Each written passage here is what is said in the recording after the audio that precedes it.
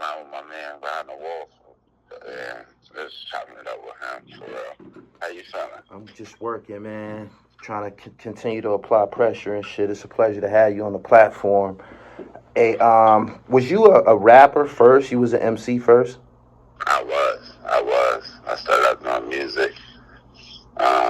Gosh, I've been doing, I don't want to say like everybody say my whole life, but probably it got serious like in 2008, like 2009. My homeboy I was just talking to, he was in the game. Yeah, he was in the streets when I kind of got down here. He's like one of the niggas my little cousins was kicking with. He was their older brother, and he was kind of known. And he did a feature with 2 Chainz. He was putting, he was doing put pressure. I had a mixtape with the Trapaholics, so we was on working with Spin. So that kind of showed me it was possible. So I started taking it serious in 2009. 2008, 2009, and I did that for a while. I did that for like 10 years for real. Okay. So where you from originally? I'm from Brooklyn. You from New York? I was born in East New York. I was born in East New York. Get the fuck out of here, man. We thought you was from the South. Everybody thought you was from the South, right? Nah. I was born in East New York, 772 Dumont, between Mill and Bradford. I went to PS 149. I lived in New York. Well, Brooklyn is like, my cousins lived in Fort Greene. I got family that lived in Bed-Stuy. I really kind of grew up in Coney Island, 2947 West 23rd Street, where my grandmother lived. That's where I spent like a lot of my summers, where a lot of my family, like my cousins was. We had a really, really big family. So I still got family members there. I still kind of go there to this day. I got in like a little issue. I went to a high school called Prospect Heights, and I got in a little issue. I was always a bad student. I was a bad student from the beginning. I was a bad student. I went to Catholic school. I talked to Glaze a while ago, and with this part of East New York, we from 2 separate sides of East New York. If anybody know East New York, I kind of call it the 3 train side and the 8 train side, because the 8 train side is kind of like picking. It's really, you can really say 3 because that shit is almost over. But where Glaze and them lived, it was a Catholic school, and I went to that Catholic school called St. Fortunata. But I ended up getting kicked out. I think I was like in the 1st or 2nd grade. Then I ended up going to public school, and that shit I kind of got introduced to skipping school probably like 6th grade. Yeah, about 6th grade or 7th grade. And I was a professional skipper. And then my mom just kind of handled me at 9th grade. I think my first 9 weeks, I can't remember. I know I skipped like 60 classes or something. In New York, they send these cards home that let you know at the end of the marking period your child missed this many classes or whatever. Right. So that shit was just out of hand for her. So she sent me to live in Miami. And I ended up going to a school called Miami Edison Senior High. It's like in between Little Haiti and the Pork Beans. It's like 5 minutes from the Pork Beans, but that shit is like literally in Little Haiti. If you go out the back with a bus pickup, niggas, you be in a spot where shit, all the stores just like written in Haitian. And it's crazy too, because my father's side of the family was Haitian. So when I went down there, I was only with Haitians. Okay. But my father was an Americanized Haitian, if I could say that. Yeah, he's been here since he was 6. My dad was a thug, but he was not a thug in it.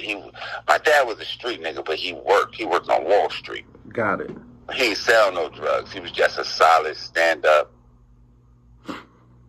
ain't take no shit, like nigga. Right. So that's how I went down. So that's how you got the affiliation with the South. You moved to Miami. That started it. Yeah, that started it because I stayed down there for a while, and I kind of got hip to like. Well, I really kind of seen like I really want to say the emergence of like of hate, because I don't want to say I wasn't really in touch with my Haitian side, because that shit, like, they split. So they broke out to Miami. My pops and my mom's, they ended up getting divorced when I was in the 6th grade. But like I said, my pops was Americanized. He was not talking like Creole or nothing like that. So when I get down, the school I went to, it's just like, when I explain to people, they like, nah, it's not possible. But it literally had more Haitians and Cubans than Americans. I really want to say that shit was like 70-30 if I had to pick. And it was almost, I want to say that shit was like, now that I'm older, that shit was like a civil war going on down there, kind of, between the Americans and the Haitians. The Americans used to call the Haitians boats. The Haitians used to call the Americans Yanks. Yeah, that shit was, it was. So you said civil war. That sounds like danger. Well, that shit was wicked. Put it like this, Gully. I'm from Brooklyn, and I done been everywhere in Brooklyn, and I don't even really feel pressure, because I've been in so many gunplay situations, like, not just where guns was involved. Nigga might pull a gun, like, this shit don't scare me no more, because I've been in situations where so many niggas pull them shits, and niggas ain't gonna pop it. I done seen it pulled, but they're not popping more than anything. So, just coming from Brooklyn, that shit was, it was different. Florida was different, because the gunplay was, every city you go to, it's like, when I first got to VA, the certain part of VA I was, that shit just seemed more intense than Brooklyn, because people see Brooklyn on TV and they automatically like, oh, that shit is murder. It's different now. These new young niggas is wild. Yeah, they wild. But like, they see that shit on TV and they just assume like, damn, niggas on the. But I know a lot of niggas that died. Don't get me wrong, but it's not the level of how that shit was, because the guns in the South is just, them shits was, man, them niggas had them shits in schools. Yeah. Florida, when I first got to Florida, that was the first place I ever seen like the carjacking. I think they invented the carjacking at that time. This was like 94, like 95. They first invented the carjacking. That was the first place I seen a nigga on a t-shirt. And a nigga that was going to the school. I didn't even like, that shit was like, I'm like, why is this? I'm like, some gay kind of shit at first, before I know, because the culture was so different from it. And I'm like, damn, them niggas is dying and shit like that. And yeah, so it was a lot different, yeah, because the shit could pop off anywhere. Zoe Pound, like I said, the Zoe Pound was really coming into being a thing at that time. So they was clashing with some niggas, another gang in Miami called the SAP Posse. Called the who? SAP, S-A-P. Street Action Posse. Okay, yeah, I heard of that. Yeah, and I had a cousin. Remember, I told you I had some cousins down there. See, that's the shit with my family. Both of them shits is equally big. I probably got 50 cousins on both sides. Like 50 Haitian cousins, and them, I probably got 100. Like, in New York, it's so many niggas scattered. They down to Baltimore, got some down here. My New York family is just everywhere. But I had a cousin, and the Haitian people are kind of like, well, they black, don't get me wrong, but they're really like African American, like how they, you know how you know a nigga for a long time, Gully, and you be like, oh, that's my cousin. Yeah. Once a nigga pass a 15-year mark, or once a nigga been at your house, that's or family, yeah. Certain niggas, not every nigga you grew up with 15 years, but certain niggas will latch on you like, oh, this is, so they're the same way, and they also carry on other people's families. So say like, I got a cousin, so this is my uncle's son, but he got a cousin from marriage on the, like maybe his mom's side. They're like, oh, we cousins. Like, he's my cousin and he's their cousin, so that makes him my cousin, kind of. Right. It's like kind of weird like that. So I had one cousin like that named Reggie, and it's the first. No, it's not the first time I seen a gun. I seen a nigga get shot before that, but this was the first time I seen a gun where I can touch it, where niggas would let me touch it. when I moved to Florida. Shit like this shit, certain shit that happened in my life I never forget. The Knicks was playing Houston in the finals. Mm-hmm. Yeah, the OJ shit was going on because they clipped out one of the games for the OJ shit. And while they clipped that shit out, my cousin lifted up a mattress, and that just shows like a 380. I didn't know what it was at the time, but he was down with the street action niggas, and so I kind of was paying attention more of that shit, and I would hear like the Zoe Pound shit on the radio, and I would go to a park. Like where I lived at was a little bit away from my school. I lived in my grandmother lived in this like community called Miami Shores, kinda, and they had a park called Phyllis Miller, and I would always see Red Eyes up there.